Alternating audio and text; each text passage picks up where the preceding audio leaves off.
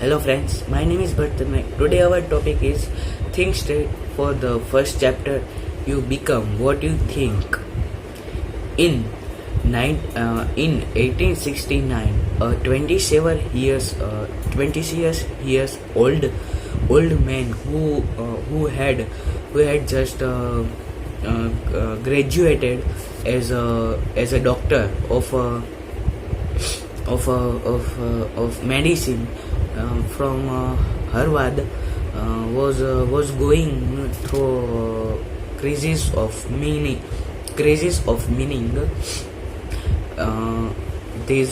was not the first time he dealt with adversity throughout his 6 years in medical schools. His education was interrupted by different illness and bouts of depression, but this time it was worse. He even contemplated and suicide for months. The young man's name was William James, who later become the leading psychologist in America and one of the founders of the philosophical in America, and one of the founders of the philosophical schools of pragmatism. It took James 3 years to overcome depression. Something that didn't by himself. To be clear, James wasn't just feeling down. John McDermott,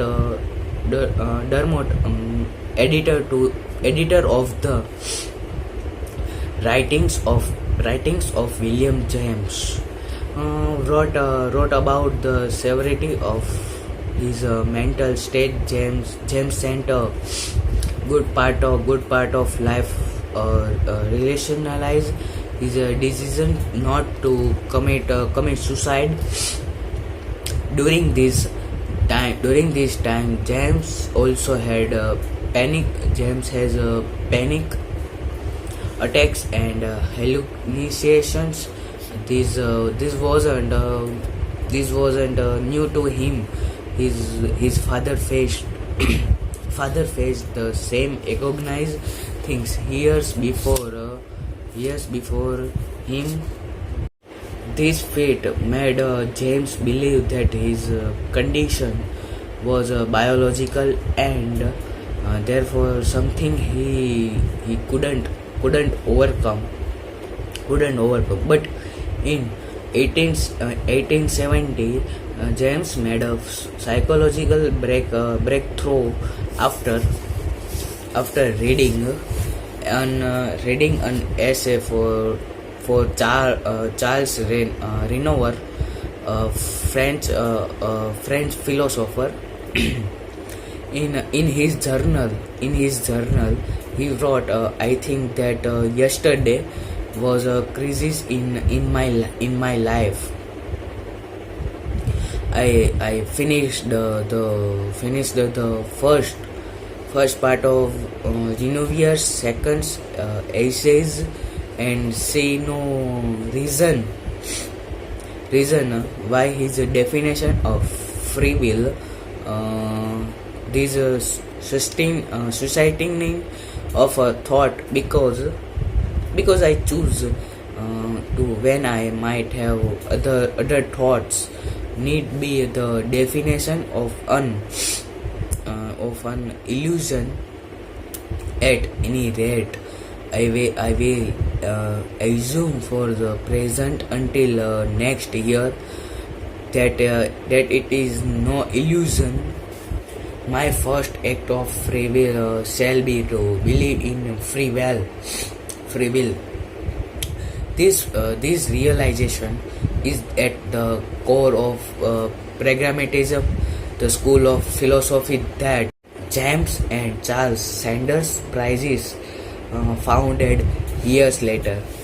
James realized that we have the ability to choose one thought over the other. In other words, we can control what we think. However, James doesn't say we can control our consciousness. When we sit down and observe our thoughts for a few minutes, we will notice that a lot of things flow through our mind. We will notice that a lot of things flow our mind. The thoughts are just there. There are nothing we can changes about that. But since we have free will, we can decided which thoughts we focus on. Hence we can influence the direction of consciousness. This realization is critical to the way we live. It's the difference between I can't help but feel this way and I feel this way because I decided to feel this way. The emphasis is on deciding, and that's what is this book is about. With practice, you can get better at controlling your thoughts, so you can decide what you think and what you think, and you become and what you think. And with better control over our thoughts, we can improve the quality of our lives and the outcome of our careers. That my proposition in this book.